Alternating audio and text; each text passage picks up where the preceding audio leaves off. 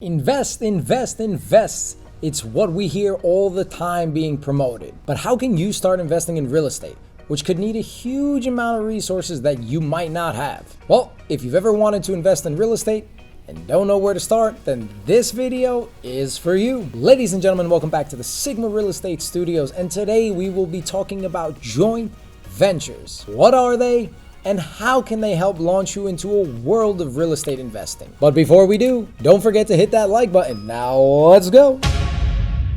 So what is a joint venture? Well, simply put, it's a venture that's taken on by two or more people. The idea is each person involved is bringing something to the table that the other person doesn't have. This can be money, experience, or most importantly, time. Let's dive a little deeper. Let's say you want to invest in real estate, but you don't have the capital. In this instance, you'll need to take on a venture jointly, see what I did there, with someone who has the capital to get this started. Pretty simple, right? Not necessarily.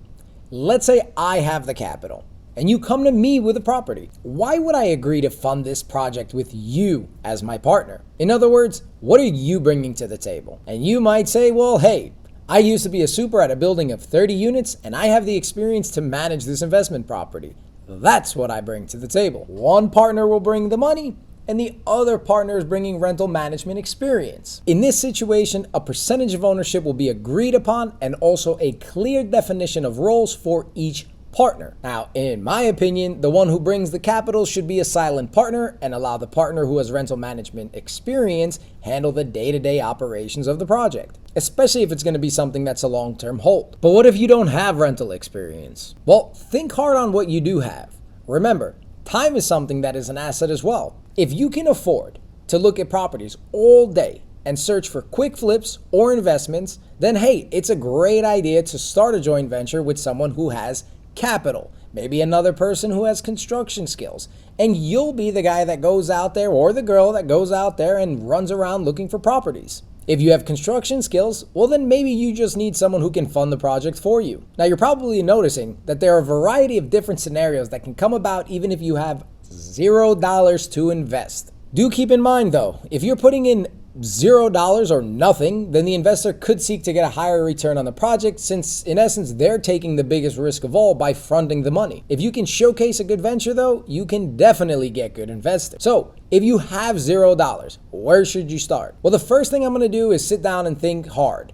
What skills do I have that somebody with money can use? The second thing I would do is start to focus on the area I want to invest in and roughly how much capital I'm going to need to invest here. For most investment property purchases, you'll need to put down at least 25% of the purchase price. So that's a good place to start. So if the property is 100 grand, you got to put down 25,000, so on and so forth. Now, if you're looking for a buy and hold, see what the rents will yield after the bills are paid. So take whatever it is your mortgage payment is, subtract all the expenses of the property, and then see what the cash flow is at the end of the month. You have a much better chance if you go to an investor and you say, I found a property that requires $200,000 down, and it's gonna net $4,000 a month in rental income.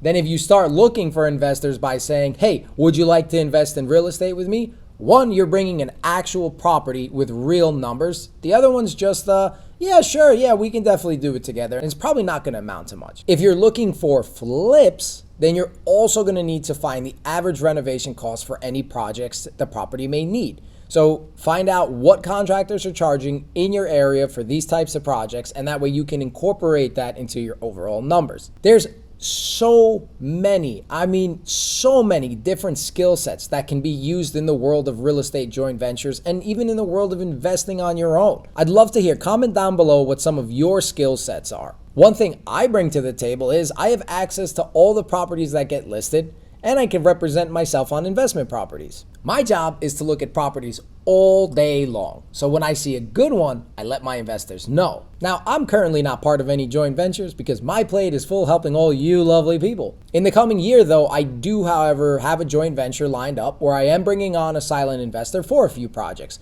Again, my expertise is I get to look at properties. I see what people are buying them for. I see what people are selling them for. I can see what trends are in style. So for remodels and all that stuff, that's what I bring to the table. Now, somebody with capital, all they need to do is plug and play.